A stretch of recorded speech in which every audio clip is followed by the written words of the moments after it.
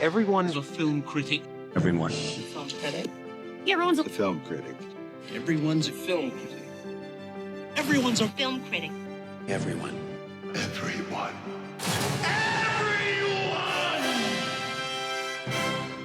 Hi, and welcome to Everyone's a Film Critics podcast. I have with me my lovely co-host, Alina. Please say hi to the audience.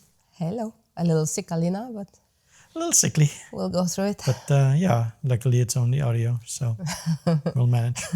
My luck. Yeah, we're back, and hopefully this time we'll manage to air the show on time and not a month too late, but we'll see how it goes. We've been to the cinema and seen a movie about Matt Damon playing a guy who has amnesia. And Alina, what did you think of The Bourne Identity? The Bourne Identity was in search of his identity. He can say that. No, of course, this episode is about Christopher Nolan's The Odyssey, the big blockbuster summer movie that I think will dominate probably most of the year and into the award season next year even. The long-awaited one. Yeah. What was your knowledge to Homer's The Odyssey prior to watching this movie? Oh, Homer. Oh, Homer. It's The Odyssey. Not that much. I remember studying it in high school, like I assume many people did. I think I remember studying mostly the ideas and attempting to read it, but it was quite hard, and I gave up. I could not finish at all. It's very long, actually. But I did have a passion for mythology in general, and I have read something called The Legends of Olympus, and I was a big fan of the of the main gods and the genesis of deity in Roman and Greek mythologies. The main gods being? Well, the usual suspects: Zeus, Aphrodite, Ares, Poseidon or Neptune, however you want to call them. Hermes. Hermes, not the bag. Yes, and I must say, that will sound almost shameful, but it is a guilty pleasure. I used to watch with reverence the TV series Hercules and Xena. So, okay. Yes, as a kid. Mm-hmm. What about you? How did you encounter this 3,000-year-old story? Well, I'm not sure, because it's one of those things that are always sort of in the culture. Yeah, somehow, like, you know the names, you know Odysseus, you know Ulysses. Athena, you know Calypso, you kind of know these, but you don't maybe know when or where you actually got to know them the or first how they time. interacted in specific ways. Yeah. Yes. I used to have this little thing that I did with people that I asked them, because everybody knows Snow White and the Seven Dwarfs. Mm-hmm. But I asked them, have you actually ever seen the Disney cartoon? No. Mm-hmm. But everybody knows them. And it's the same with Odysseus. Everybody knows him. Everybody knows Ulysses as his Latin name. So the first time I sort of consciously remember anything about seeing anything close to the Odyssey, not knowing if I've seen it on television before, but that was when I saw O Brother, Where Art Thou, and the credits came in the beginning, and it said based on Homer's The Odyssey. Uh-huh. And I was like, oh, I vaguely know what that is. Sort of, I would never be able to recount what is this. Pinpoint, yeah. Yes. But I had the feeling that it's this grand, telling, like one of the biggest stories ever told. So that was all I knew. And to be fair, since I saw Brother Where Art Thou in 2000, that has been my knowledge of Homer's The Odyssey. So it's a good wrapping of the story. Perhaps, I yeah. say. Have you seen any other versions of the movie? I know you have, because we've seen them together leading up to this, so it's an arbitrary question, but it's a segue into to some of the other adaptations, a la Oh Brother, Where Art Thou? Well, I had seen Oh Brother, Where Art Thou? Yeah. And now we've watched The Return with Ray Fiennes and Juliette Binoche. Yes. And also Ulysses from 1954 with Kirk Douglas and Silvana Mangano. Mm-hmm. And James Joyce's adaptation James of Joyce. Ulysses. James Joyce's adaptation of Ulysses.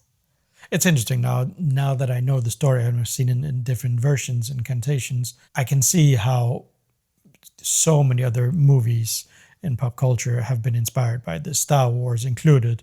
It's very clear that it draws on this mythology.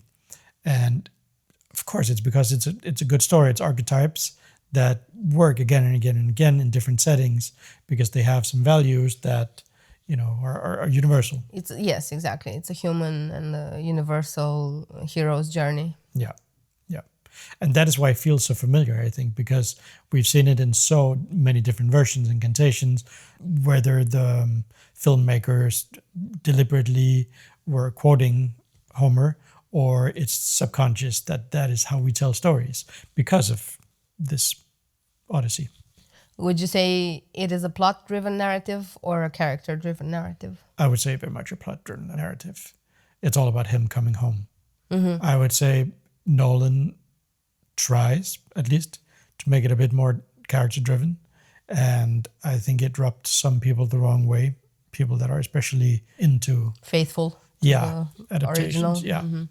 But I think it works very much for the story he's telling. And speaking about Nolan, what is your relationship with him and his filmography? It's complicated. Okay. Relationship status, it's complicated. It's complicated, Okay. yes. I think the first Nolan, I can't remember if the first Nolan film I've ever watched was The Prestige or Memento. I think it was Memento. It's funny, I think I have watched them pretty much chronologically with Nolan. Yeah.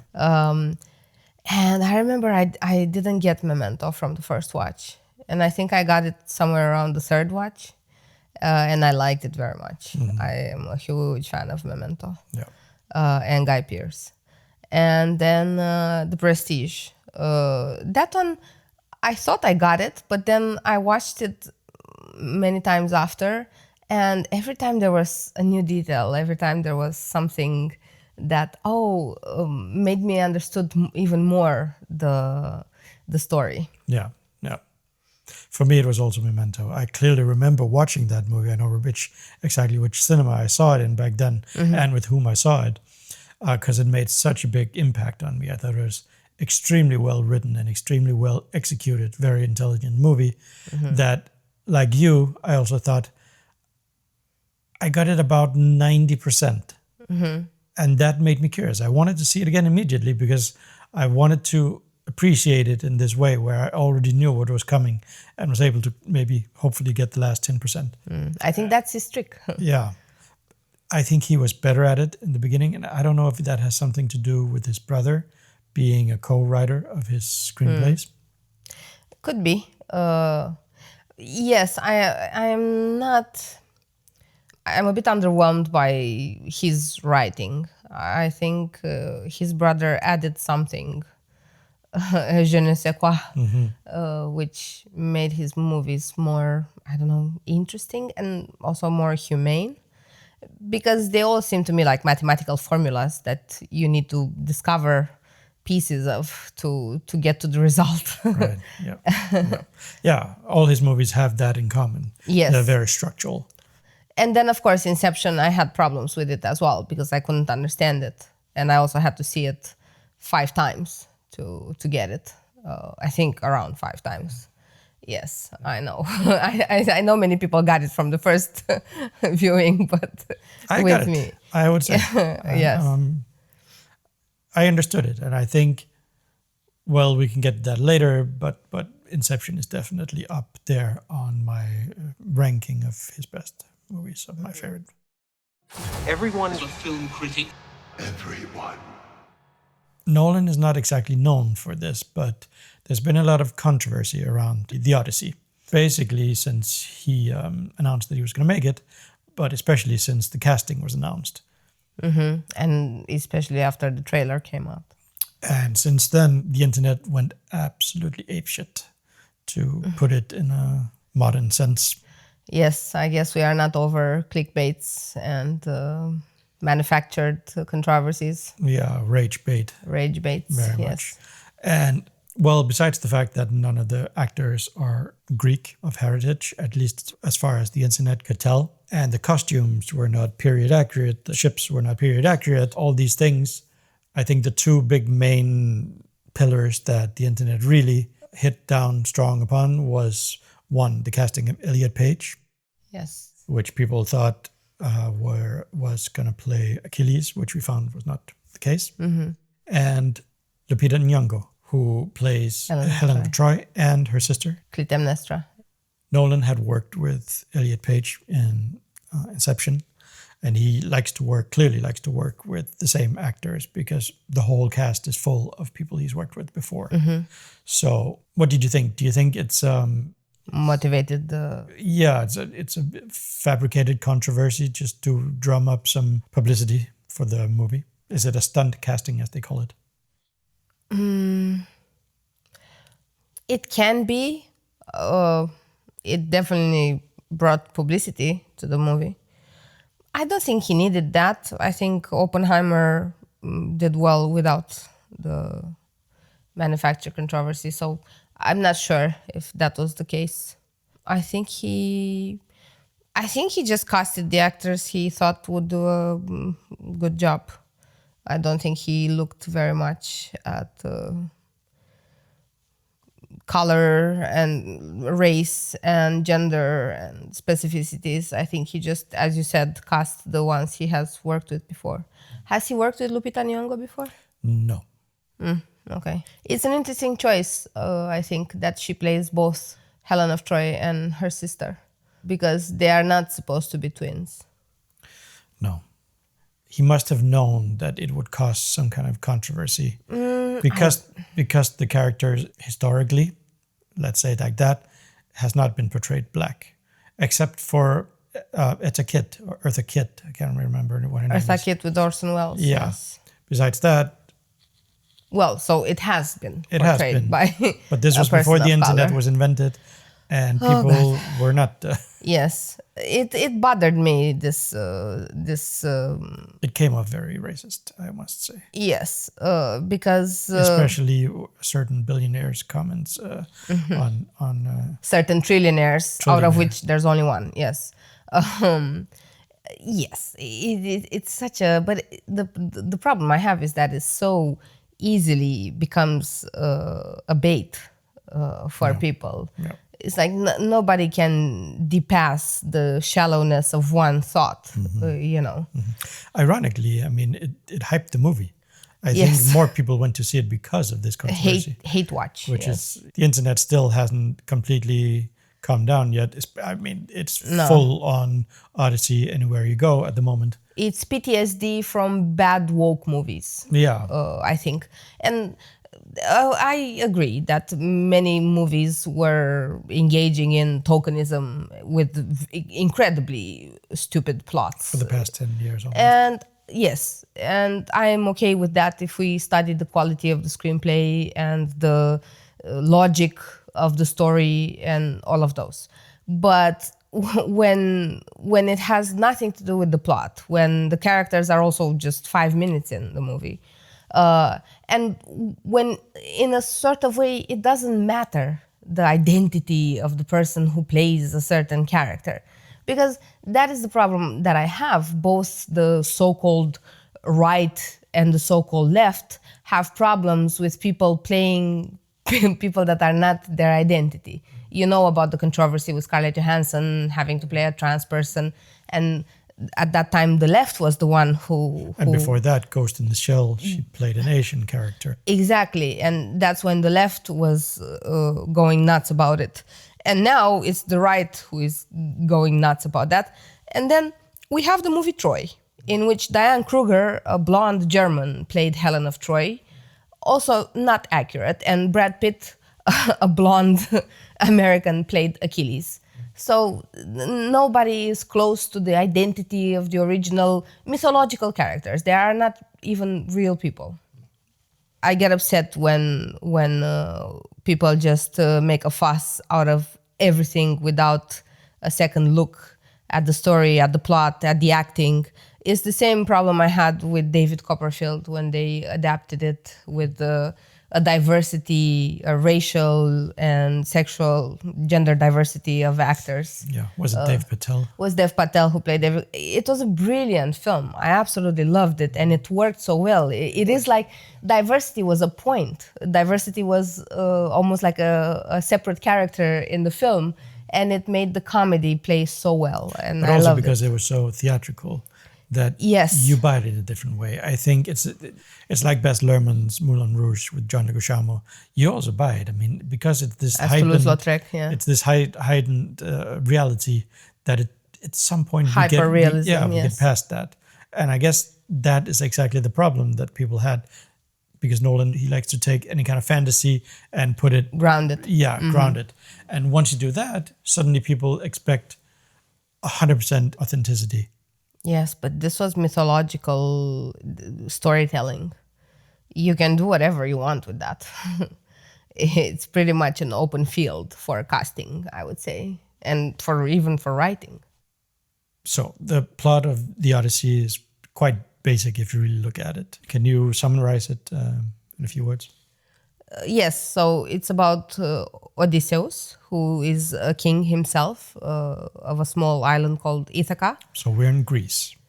In Greece, yes. And he goes to war with King Agamemnon, whose brother Menelaus is married to Helen of Troy, who falls in love with Paris, the son of King Priam, the king of Troy. So a novella, From basically. the novella, yes. Odysseus goes to war with Agamemnon, but they don't manage. They cannot break the walls of Troy because it's a huge fortress. Therefore, Odysseus, who is a very intelligent general of war, he comes up with this idea of the Trojan horse, in which the Greeks should hide in order to go through the gates of the fortress. Yeah, so they hide inside the horse and present it like it's a present for the Trojans. Yes. And that is how they basically burn down Troy. This we all see in flashback in the Odyssey. Yes, and it is also portrayed in Troy. And Odysseus leaves his wife and newly born son to go to war. And after the war, there is his whole journey of coming back home. Yeah. Which is quite a simple story, you might say. Right. So at the point of him trying to get back home after the Trojan War has been about 13 years or so. I think in total, the journey to Troy, including the war, was around 10 years. Okay. And then I don't know how long his whole journey to Calypso's island lasted. Around 3 years, I think. It's 3 years. Yeah. And then 7 years on Calypso's island, yes. So 20 years in total to get home. He is the latest husband you've ever seen. It is the ultimate I'm going out for cigarettes. Going with the boys for a beer. Yeah. Don't wait up. Yeah. Meanwhile, Penelope, played by Anne Hathaway, is busy. Removing suitors. Yeah.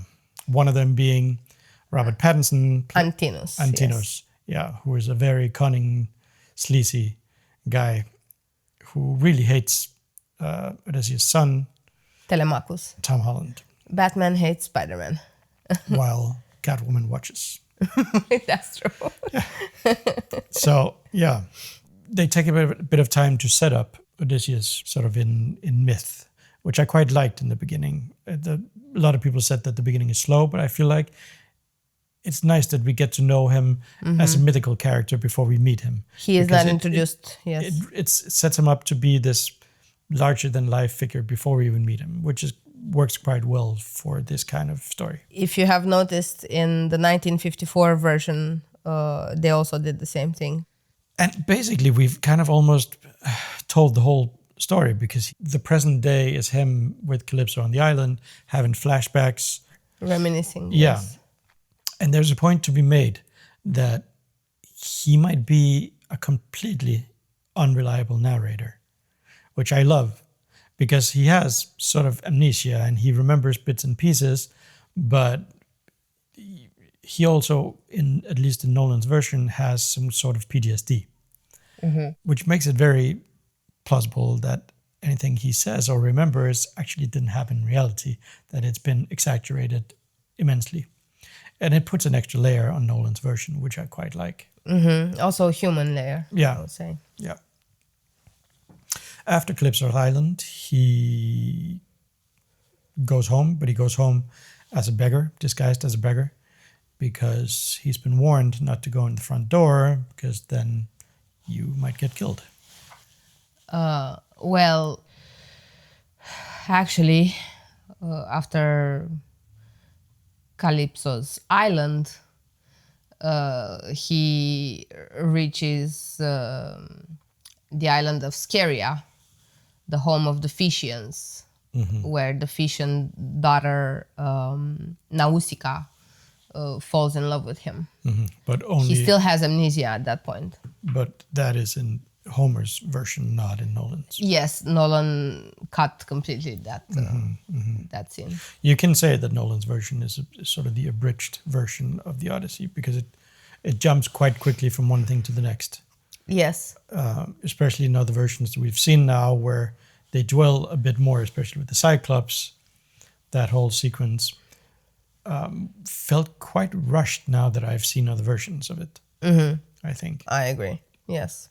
And that I felt like that in general, that a lot of scenes were set up as obstacles that had to be overcome quite quickly, because they don't linger very long with any obstacles or any scenes. It is a bit like a video game where you're quickly on to the next thing that you have to overcome and then forward. We have to say that we're going to spoil the ending of this movie, because We're going to spoil everything. it's a 3,000-year-old story. So If you haven't read it, shame if on you you. haven't read it, shame on you. If you haven't seen the movie, you might want to skip maybe 10 minutes ahead, but you've been warned now. He gets home and all these suitors are waiting for him. He is disguised as a beggar, and only his dog and his son know who he is. And John Leguizamo, Eumeus. The old, blind, wise guy. Yes, who helps him. These are the three people that know his true identity. And then it's been set up in the beginning that he has this hunting bow that only he can string. And Penelope puts a trial for her suitors that whoever can string the bow and shoot it through 5 loops of axes, she will marry that person. And she does so only basically to get rid of the other suitors, because they've been there for quite a long time. And They've overstayed their welcome. Yes. Yeah. It's like a frat house, basically. It's been turned into a frat house. Well, she did try to drag it longer. Because she's weaving this Yes. thing from 2 characters that are actually omitted completely from the story. The grandfather and Odysseus' mother. Yes. But they're mentioned sort of in passing. Anyway, she has said that when she's done with that, she will choose a suitor. But every night she ruins what she's done, the day's work, and starts over. So basically she'll never choose a suitor. But after 20 years, time has kind of come to that point that the throne is threatened if she doesn't. And we still don't know, they don't know if Odysseus is dead. For most of the story, they don't know. He comes home, it's revealed that he's alive, surprise. And then he goes on to kill every other suitor in the building. After he wins the contest. After he strings his bow, Yes. shoots the arrow, and reveals his identity, he goes on an absolute bloodbath. He butchers everyone and their mother. Pure, Literally. yeah, Jason Bourne style. And then Penelope and him are reunited, and she's happy. Doesn't mind all the blood and the killing for the last 20 years. But she's just happy to see him. So, and then they lived on to go sailing. They set sailing in the sunset. Into the sunset, leaving their son behind, who's only waited 20 years to meet his father. But hey, In this version, Odysseus also gets wounded by the He gets wounded. suitors. Yeah, we're supposed to think that he dies. Yes, We're and also we the son also gets wounded, and we also think, maybe he's gonna die. we don't know if the ending is real or just This is where we get into Nolan's kind of storytelling, because this ending is quite reminiscent of The Dark Knight Rises, where Batman also sacrifices himself at the end and possibly dies. Nolan does the same here, and it's up to the individual audience member to interpret the ending, I would say. Yes, which doesn't bother me, to be fair. No, I like that. It's It gives it an extra little twist because it is a very happy ending otherwise. It is a very undramatic finish. He gets the hero's sort of big happy ending at the end. And I think it's a bit, I don't know if it's a cop-out from Homer originally or if it's intended to be so, because at one point one of the gods tell him he has to make a sacrifice when he gets home. And Homer actually never makes that sacrifice. He gets home, he meets Penelope, and then he leaves with her again. And he doesn't sacrifice the animals or whatever it is that he's been told he needs to do in order to get home and to appease the gods. the Odyssey actually ends before Odysseus completes this journey. But according to the prophecy, he does not take Penelope with him. He must leave her behind in Ithaca while he travels in Zealand alone to make the sacrifice. Talk about commitment issues. Would you like to know Penelope's reaction when he tells her he has to live again? Upon learning that Odysseus must live again, Penelope feels deep sadness yet remains resilient, drawing strength from the prophecy that they will eventually share a peaceful old age together. This emotional conversation happens in Book 23 of the Odyssey, where Odysseus explains his final trials and Penelope responds with hope for their future. Lady in waiting forever.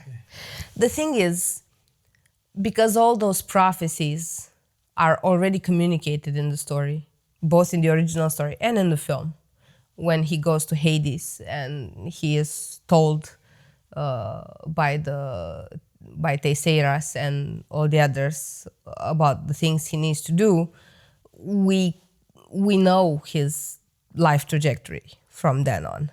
So he is not quite supposed to die.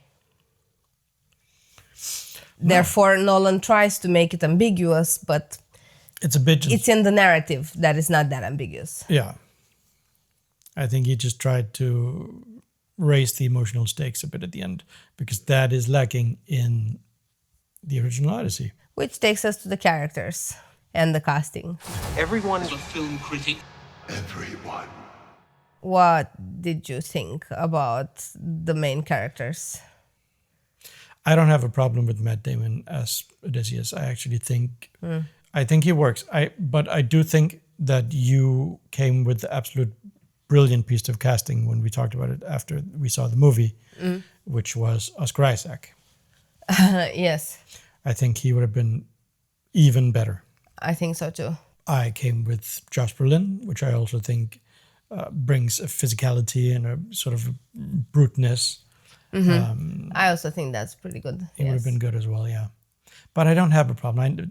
From the first time I saw the movie, I didn't have a problem with Matt Damon. What do you think about the chemistry between Matt Damon and Anne Hathaway? I can see her face. The public cannot. I have to be careful what I say. Why? Because I don't think a lot of people will have chemistry with Anne Hathaway. Wow. Just say you're not a big fan of Anne Hathaway. I'm not the I think biggest many fan. will understand you. I will say, I saw The Devil Wears Prada 2 and I thought she was fine. I actually thought, okay.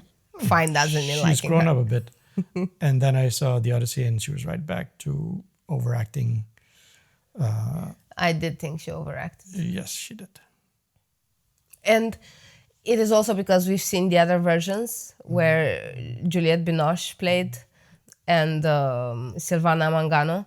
And I think the character could have been portrayed better without the overacting.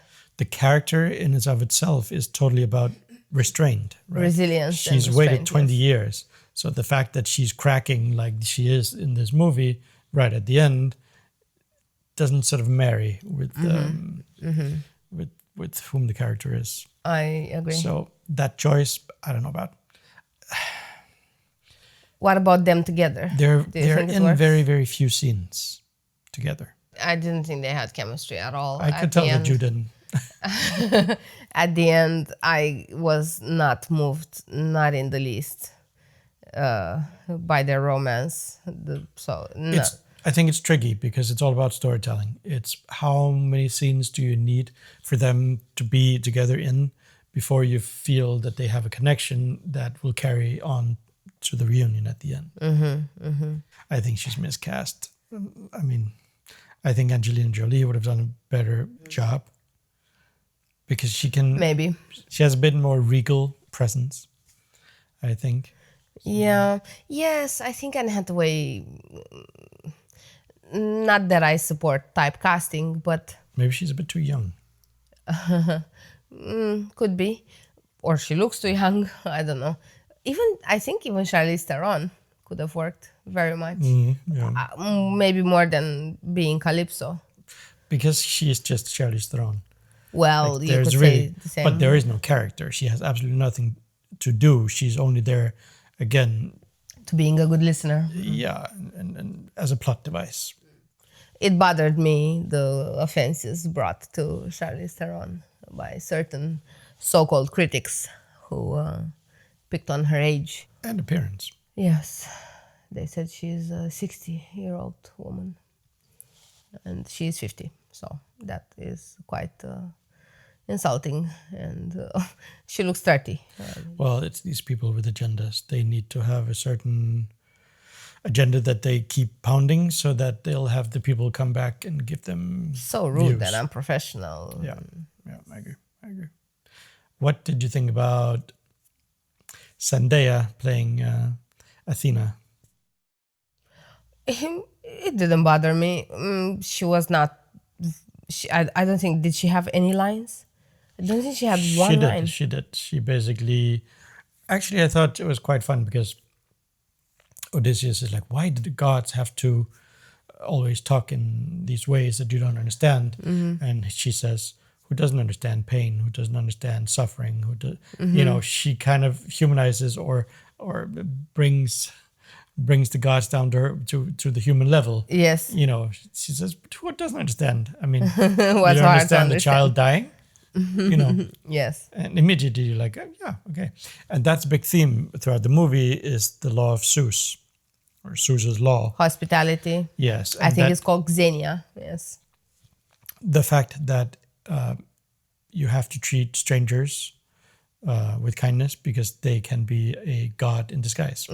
Yes. I love that. Yeah, that is basically her lines explaining that. It didn't really bother me. There's not much character. She doesn't have much to play with. No. So none of the gods have a physical human presence in this version of the Odyssey, Nolan's Odyssey. The only goddess who has a physical presence is Athena, played by Zendaya. And the reason for that is because the Greeks decapitate a young priestess that they find in Troy, a Trojan priestess, and she is played by Zendaya. And I don't know if as a form of punishment for Odysseus, Athena takes the human form of that girl that he kills. No, I think it's his own guilty conscience. Maybe it's the way he formalizes her. But that is the only God presence. The other ways in which the gods are felt within the story is through natural phenomena. Or just in passing, mentioning. What did you think about Samantha Morton? That because she was very much talked about. I think she's fine. I mean, she's a good actress, and She's a brilliant actress. She definitely had more character to play with than many of the other people in the story. She had also had a bit more screen time. I don't know. Was she the equivalent of Heath Ledger as the Joker? No, not even close. I mean, First of all, she's an episodic character. Yeah. The Joker She's is not the the main antagonist. villain. Yes. She's good, and the sequence is well edited, at least, because they do a bit of trickery with turning humans into pigs. And it's done in the traditional Nolan way of as little CGI as he can get away with and as much practical. And a lot of clever editing and camera pans. And beautiful prosthetics. Yeah. And it sells that sequence very much. I guess that's why it has an R rating in the States, among other things, but especially that little Probably. sequence there. Everyone is a film critic. Everyone. Robert Pattinson, what do you think of him? I thought he worked. I think he was quite good. If not a little bit young, because we've seen the other reimaginings of the Odyssey, and in both the character was older. We had Anthony Quinn, and then in The Return, I don't know who that actor was, but he was certainly older and wiser. A little bit older, but I think that is the thing. That Pattinson, the way he is written and the way he portrays him, he's a bit more reckless and young and unwise. He's a bit more Shakespearean in his sort of villainy. You know, we don't doubt that he's the villain. And especially in The Return with Ray Fiennes, this character is way more wise and actually was very delivers quite a potent line to Penelope at the end, asking her if this is what she really wants. Is this the love you seek? You know, after Odysseus has slaughtered Butchers. all the... Which takes me back to the scene from The Return, when Odysseus wins the contest and starts slaughtering the suitors. I thought that scene was way more powerful than the way Nolan portrayed it here. Because the whole point of Odysseus' story, in my opinion, is, of course, his regrets, the way he changes throughout his journey. And then in The Return, you actually get to see that his animalistic instincts have not disappeared. And that he can immediately get back to being cruel and a war machine again. And I like that very much. And exactly, Antinous is a wiser guy, and he asks Penelope, is this the love you seek? With everyone butchered and the room filled with blood at their feet. He is also killed last, not the first, as in the other renditions. And I found that very, of course, sad and poetic at the same time. And in a way, a sort of tragedy that he came back home. I guess it's a very realistic thing. Like we always say, people don't change. You know, we expect them to do so in movies because there has to be a character arc. You know, so he should come home and realize that all the horrors that he has experienced has changed him into a better man and wanting to leave these kind of things behind. But he doesn't. He comes home and continues to slaughter. Yes, In the name of love, in a way, in this. Ironically so. Yeah. Yes. And I think it's brilliant. I think it's a brilliant piece of writing from Homer. I don't think that was in the Odyssey. That he comes home and slays, yeah. No, but the part where Antinous questions the morality of the love. Maybe right? not, but the moral is there already, if it's spoken or not. The fact that Homer comes home and he hasn't changed, he still continues in his violent ways, says it all. It depends on the versions, because in some versions they say it was necessary because they wouldn't have gone, without a fight. But why does he come home and not try to resolve a conflict peacefully instead of with violence? As a king, yes. It says a lot about the man and the person. Yes, in a way. What do you think about Lupita Nyong'o? As Helen of Troy Yes. and her sister, I think she was okay. I don't think she had much to work with, to be fair. Not many things, had but I some think powerful she lines. definitely is very powerful in those few scenes that she has. They're memorable. Yes. And her performance was quite good, actually, I think. Yes. And she is very beautiful.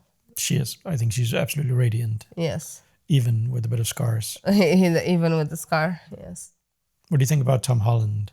I think he works as this ingenue who doesn't know much about the world, and he. It's the only other piece of casting where I really think he at the moment he's Spider-Man, and he's about to do another Spider-Man movie. It's coming out in a few weeks. Maybe you should pick somebody else. There are other young actors that could have worked for this part where it's not distracting. It's also because of all the media attention given to him and Zendaya as a couple. And I think it distracts from the plot. I think it's like this with every big film that has superstars in it. Because it certainly distracts from the narrative, very much so. But it distracts us in this at the moment. I was thinking about this when I was watching the movie, and I was thinking about Cleopatra with Elizabeth Taylor and Richard Burton, and the whole controversy that was surrounding the Their production of that movie, Mm-hmm. and how much the media talked about that when the movie came out, and that had a lot of focus. But Yeah. when you watch it now, it doesn't matter. You're watching the movie and the performances, for what they are. And the same thing will happen with this movie in 50 years. People will not remember all the controversy that was at the time. They will see the movie for what it is. I don't think you don't take into account how the media has also changed and how attuned to the media we are, not even every day, every second. Because back in those days, people were reading one article in the newspaper for one day and then moving on to the next article the next day. But now we're constantly connected to the media. Yeah, but in 50 years, who's going to care about this? It will stay there. I mean, a newspaper you throw while Somebody social watching- media will always be there. Somebody watching this movie in 50 years is not going to Google what was the controversy back then. They're going to watch the movie. Oh, you'll have TikTok. In 50 years? No. No way. Well, another version of TikTok. Yeah, but nobody's going to care about this. You'll probably have holograms of what happened and scenes from. It's not going to matter. None of this is going to matter. None of this is going to matter in 6 months. People will have forgotten it because there's going to be attention span is there's going to be another movie coming out, Dune or whatever, with another controversy of some kind. Yes, but Zendaya and Tom Holland as a couple will always be there. But that's fine. So was Elizabeth Taylor and Richard Burton. But when you watch the movie now, do you think about how she delayed the production of this and that and the other? There was still a veil of mystery, even with the paparazzis back then. Yes, back then, but not You now. cannot compare. Now Now we're you closer. know the whole story. Now we're closer to celebrities, and I think that kind of takes away from I don't think so. the roles they play. I do believe that very much. And No, because they're a very private couple. They just got married and nobody knew about it. Nobody it's was not there about to see them. that. It's But about it is. presence. It's No, it's exactly the equivalent of Richard Burton and Elizabeth Taylor back in the day. I disagree with that. I think it's a bit distracting that you have all these superstars playing well-established roles in But literature. it's always been like that. That is Hollywood. What matters is, are they cast well? And I don't think their character quite marries with the actors. If it's their faces that are, iPhone faces or whatever they call them, or they just are not written well enough. They don't have enough time, because there are a lot of actors in this movie that have very, very little screen time. And in this 3-hour movie, there's a lot of story to tell, but it kind of feels rushed at the same time because we jump so much around and there are so many new characters all the time. I don't know about the casting, if it's 100% lands where it should in this movie. I think it did. Initially, I thought it was going to be a bit more distracting than it was. As I watched the film, I was quite taken by the story and the way it was shown. Yes, I would say in regards to the controversy of that even in a few minutes after the movie starts, you're already into the story and into the movie and the universe, and all this doesn't matter. Yes. Doesn't matter if the costumes, doesn't matter are they wearing pants, Or if Travis Scott Scott's. in Yeah, the beginning. I actually thought that was quite a piece of brilliance from Nolan, because that is the equivalent. It was a very postmodern take on the Odyssey. And he's not rapping, for those who are afraid of that. He is sort of Well, he's beating yeah, but he's almost like a how do you call these? a prophet. Yeah, I don't even think so. He's a storyteller, right? Yes. He's telling the story of Odysseus. I actually think the title should have been Christopher Nolan's Odyssey. I think so as well. Yes. Yes. Not just the Odyssey, because that created controversy to make a rhyme. And it's obviously Christopher Nolan's Odyssey. And it fits him. This non-linear storytelling, maybe that is why he chose to make it, because it is it is Nolan 3,000 years ago before Nolan, you know? Yeah. It's a narrative perfect for him. Absolutely. And you can see that it kind of feels like the best of, it's a compilation album, the best of Nolan, because there's a little bit from Inception, like he's been gearing up through a lot of his past movies that have similarities with the Odyssey. Yes, it's a little bit of Oppenheimer. It's a little bit of Inception. All the themes. With the totem that he has to bring back to his wife. The whole story about him trying to get home is Inception and how he gets lost. Exactly. And when I saw it the second time, I felt like when Odysseus is with Calypso on the island or on the beach, he's in limbo. Exactly like in Inception. Like in Inception, yes. You know. And the personal guilt is very Oppenheimer-esque. Yes. All the regret and all the tragedy of the human nature and the human cruelty. And it's, how to say, the defeat of the human spirit is definitely present, yes. Yeah. I would say it suits him very well, this story. I liked it. I didn't think it was such a big deal that yes, he did jump through it a bit too much. He missed some story beats. But there were some very impactful scenes. I was not bothered by. I love the cinematography. I was not bothered by the bleakness, and again, it is very Nolan. Nolan is not an emotional filmmaker.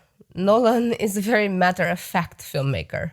I actually liked a quote. The only thing I liked from a certain critic who was quite misogynistic and ageist otherwise, but the only thing I liked from what he said was that it is like the Bible being adapted by an atheist. Yeah. It's exactly like that. It is Nolan, the science lover, adapting myth and the supernatural. And he brought it back to earth. And that didn't bother me at all. But do you think he took a bit of the magic away from the story? Yes. Again, he is not emotional, so I was not expecting emotions. I was not expecting to cry at this film. But he can do that, because I remember in Interstellar, when Matthew McConaughey is watching his daughter on the screen and she has become an adult, there's a very, very emotional scene where he breaks down and he's full on tears, crying. Yes, him, but not me. I wasn't. I am. When I'm watching that moment, yes. Really? It hits me, yes. Yeah, I actually think Interstellar is don't you think it's also the music making you... Absolutely. And that can bring us on to the next little segue. Is soundtrack. Yes, Ludwig Göransson's score for this movie. I liked it very much. You liked it? Yes. I liked it too. It worked. He utilizes some old instruments. Yes. Actually, Nolan demanded that there would be no orchestral scoring for this, that it had to be done raw and simple. Yes, it's a bit electronic, and then it's used with instruments of the time that are not produced anymore. And it adds something definitely to the story. Ludwig Göransson is not the first composer to utilize these kind of instruments, but it really works for this kind of... Well, it's a very Zimmer technique. Yes, and Zimmer has used it in Dune as well. And Dunkirk also. He recorded in a church, from what I remember. Oh, you mean like that? Yes. Yeah. Well, I don't know how this was recorded, but it definitely transports you very, very quickly and very effortlessly. It's very textural. The time period in the story. Yes. I liked it very much. I think Ludwig Göransson is a very talented composer. Yeah, just give him the Oscar again. Oh yeah, for sure he will get the Oscar for this. Yes. But now when we're talking about music and sound in general, We come to the ever returning question of The Nolan problem. the Nolan sound mix problem that a lot of people have had problems with, myself included. The first time I saw it, I didn't understand absolutely anything, and I was glad that there were subtitles, because otherwise I would have been lost for the first 25 minutes or so. But the second time we saw it in a different cinema, and we didn't have that problem. And the sound was way more clear. So it depends on the cinema. We have to, I think we also have to mention that we didn't see it in IMAX. No. And that was perfectly fine. I've seen it in 70 millimeter. And then we saw it on a normal digital Screen. projection. Yeah. Yes. Everybody says, well, it's filmed in IMAX. So everybody says that is the way to see it. Maybe someday. Høyde Høydema's cinematography is definitely epic. There are some grand landscape photos. And I think it's almost too big, because I do think that it's missing a bit of intimacy many places. I think a big problem of this movie not being more emotionally impactful is that we don't get into those close-ups. And I don't know if it's the format that doesn't lend itself to intimacy very well. It could be, but I actually felt that it's not grand enough, that it gets too close, in my opinion. Really? That was, yes. I mean, of course, you had the bird's eye view in a few instances, but not enough to get an orientation, a spatial orientation. I didn't feel that.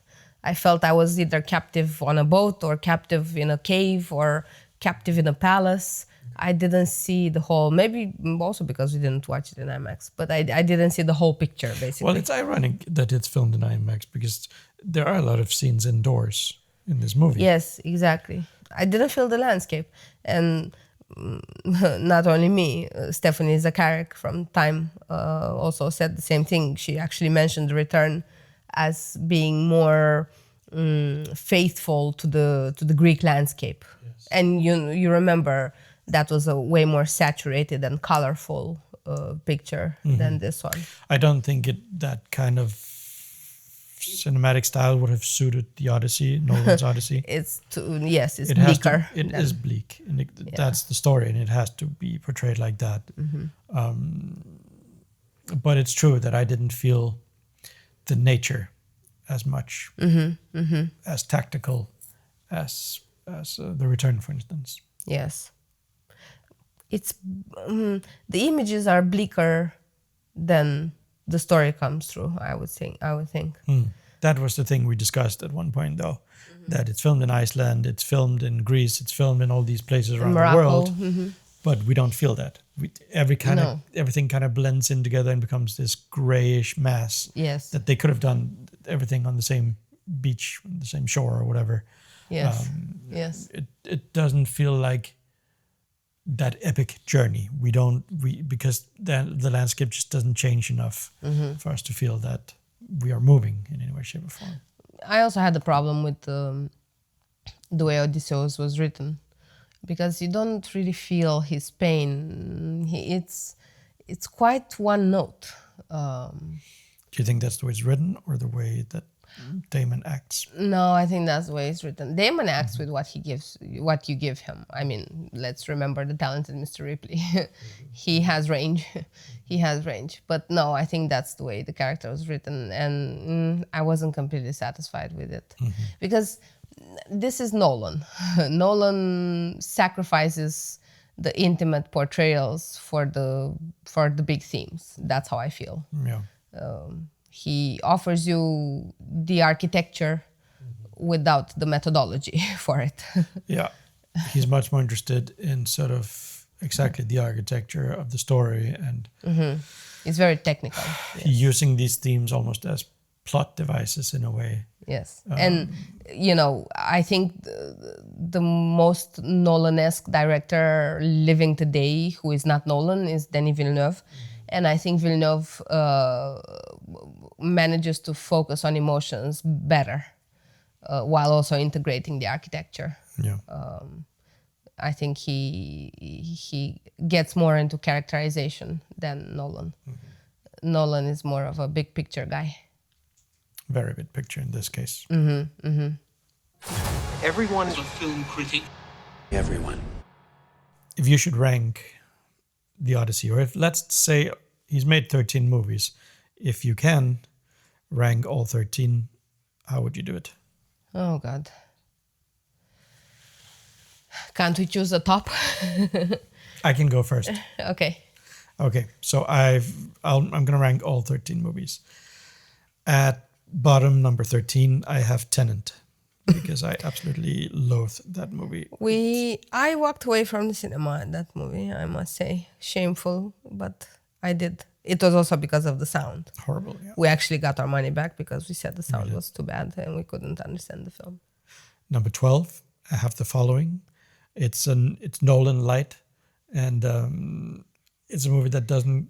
It's his first film. Yeah, and it doesn't quite gel. It doesn't quite come together, I think. He has a lot of the same themes, a lot of the technique already, but he hasn't refined it yet. It's his indie version. Very much. 11th, I have Dunkirk. I think it's way more of an exercise of technique than necessarily an emotional... A human story. Yeah, an emotional story, a human story. Very detached, yes. 10, The Dark Knight Rises. It has a lot of, especially third act problems. Again, it has some sound problems, and Bane... You cannot hear what he's saying. No. And he doesn't quite match up with the Joker from the former movie. So it was a bit of a disappointment. It's grand, it's a grand movie, and it's good in many ways, but it's just not one of his best. Number 9, The Odyssey. I rank it quite low. I think it's his most accessible movie to date.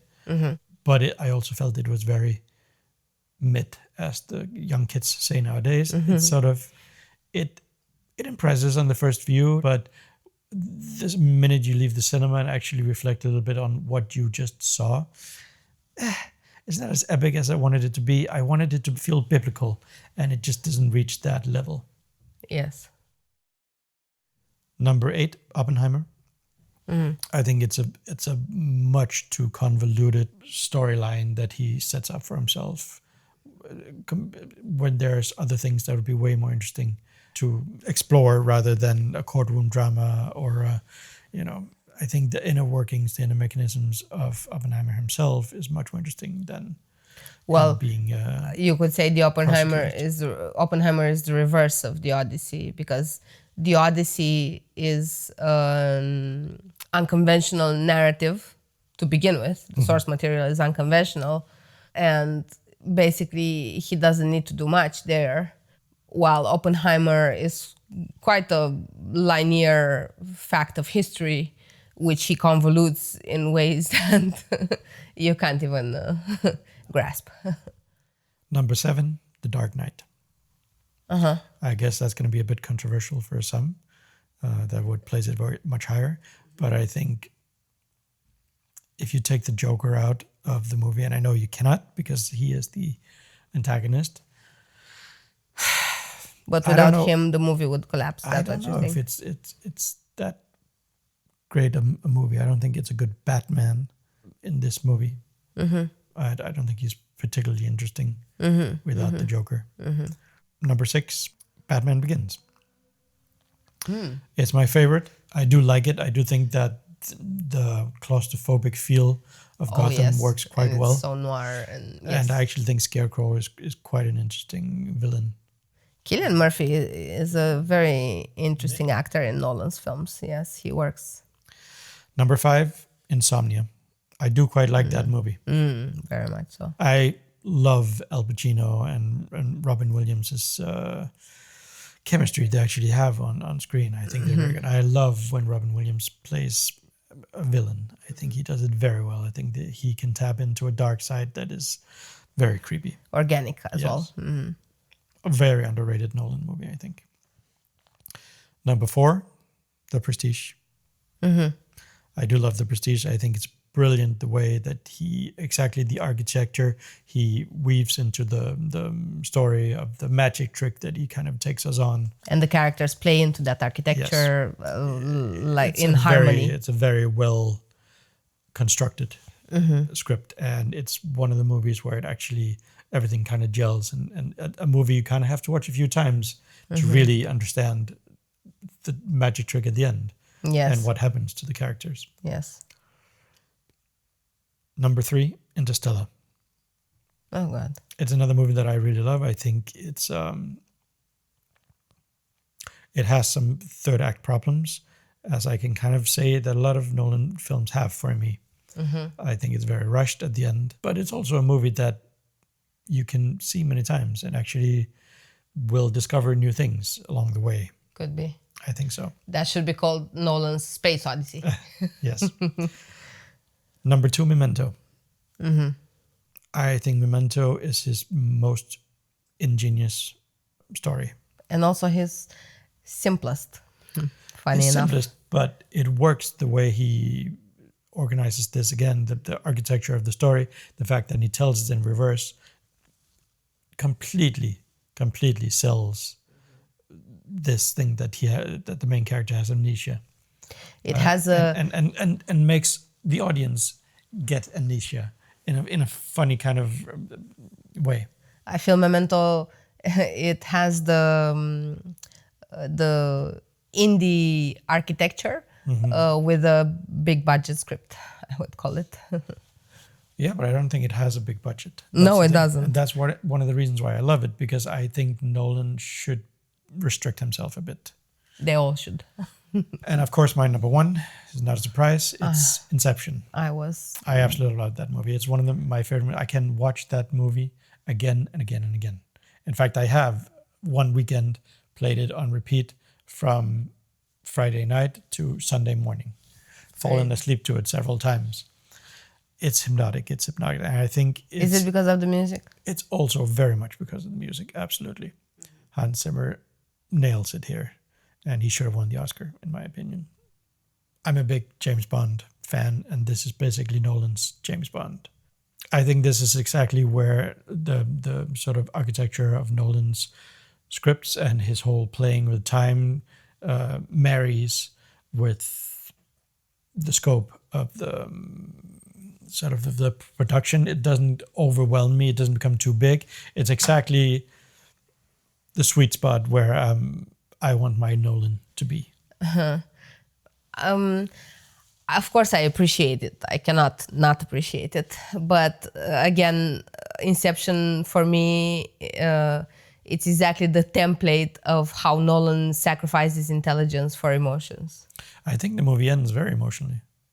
Not even that. I think the meeting with him and with Leonardo DiCaprio's character Cobb and his wife, Marion Cotillard. Yes, that ending there is extremely emotional, and I'm always getting goosebumps every time I see it. I mean, I think that is where Nolan absolutely hits his high watermark for me. Let me hear your list. And I start from the 13. You can start, however. If you only want the last 5, you can do that. It's up to you. So I would say number 6, The Odyssey, because it's accessible and because I liked his mythological interpretation. It reminds me of The Lord of the Rings, which is a classic adaptation of a universal story. I don't think I would rewatch it immediately. I would let some time pass. Maybe I'll discover new details, being a Nolan film. At number 5, I would put The Dark Knight. It has this bombastic, grand style, which I quite enjoyed. That one actually reminds me of Fight Club. Okay. Funny enough. Also the architecture. With the anarchy. Mm-hmm. The visual architecture of the film reminds me a little bit of Fight Club. Yes. There is something corporate about them. Well, there is this revolutionary spirit. You can also find it in The Dark Knight Rises. Mm-hmm. Bane is a socialist, right? But I think in The Dark Knight is better told and better heard. Mm-hmm. And of course, Heath Ledger is brilliant in it, so you have to give him that. Number 4 would be Batman Begins. Okay. It's definitely my favorite Nolan Batman, because it's not as it is not told at the scale of The Dark Knight. It's a more intimate story. Yeah. He also makes it. he also brings it down to earth, right? He humanizes heroes, superheroes, The mythology. and villains. Yes, exactly. And I like that very much. It's a very practical Batman. Yeah. And I loved the way he did it. Yes, and it also has this very noir veneer on it, which I absolutely love. So yes, number 4 would be Batman Begins. Number 3 is Memento, because it's I think is one of his most human stories. It's a very simple plot, told in an ingenious way. And I love how much he makes with a little. Yeah. From a little. It's nice to know that he can. To remind yourself when you see Tenet. Yes. And then number 2 would be The Prestige, Yes. because it's The Prestige. It's a great film. It's a beautiful period piece, incredibly well detailed and human as well. You actually feel emotions for the characters and for their plight. Yeah. And number 1 is Insomnia. I was going to say number 1 is, as we know, Inception. No. Number 1 is Insomnia. Okay. Do tell. I avoided Inception and Interstellar because they are, again, blockbusters, very Nolan blockbusters, but I didn't feel attached to the story. I didn't relate much with what was happening there. Okay, fair. Number 1 is Insomnia. It's the best concoction of a 90s thriller for me. It is moody. The characters are well rounded. They are complex. There is moral relativism, which I absolutely love. The villain is not just a one-note villain. He has depth and ambiguity and soul. And I like the secludedness of it, the fact that it's happening in Alaska. I like the chills that the weather there gives me while I'm watching the movie. I could get cold just watching it. And it's simple but well told and with effect. And I like that very much. And I know that it's not a Nolan original. I know it's a Norwegian story. Yes. But it is definitely my favorite Nolan film. Yes. So maybe Nolan shouldn't auteur so much. Not auteur. Yes. Well, yeah, I would say at least keep it in the family. And with that being said, all we have left to do is rate the Odyssey. How much... well, let's do it in 2. Let's do it for the film itself and for the adaptation. So if you start by rating the adaptation, how well he adapted Homer's... Well, I would have to compare poem. with other adaptations because... Well, you can say, is it a good adaptation or is it not? I think it is. I actually think he stays quite faithful to the source material. I agree. Having seen some of the other ones, all of the renditions, They all sort of took poetic freedoms, yes. and they skip over some things and they merge some other things. So They all took artistic freedoms. is this the ultimate version of the Odyssey? No, but it's Nolan's version, Yes. and it's updated to be a very entertaining movie when you sit down with a bunch of popcorn and your friends in the cinema. I think you're well entertained for the 3 hours that it goes on. I would have loved to have seen another hour where you had more time to dive into the detailed. different characters and Yes. and not have to jump so much from one thing to the next. But All in all, yeah, I think it's a pretty faithful adaptation. And how would you rate the movie as a whole? Out of 6 stars. I think the same you have rated it in your written review, 4 out of 6. 4 out of 6, yeah. It's a bit above average, but it never goes into masterpiece territory No. or even especially memorable in my book. Yes, I agree with that. It's a good film. It's I appreciate a lot the fact that he doesn't use CGI and that he's faithful to the medium, to the classic medium of film. So that definitely increases the value. I mean, no matter what, you can't help but be excited about another Nolan movie. It will always be a thing that draws your attention, I think. I managed to hold my excitement ever since Tenet, but Well, let's say he had the long COVID at that point, but oh God. yeah, we'll see what he comes up with next. He wants to make a horror movie, and that could be very interesting. Really? Yes, I would love that.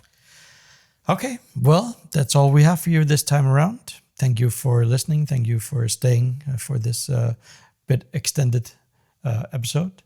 And we'll see you next time. See you next time. Bye. Everyone's a film critic.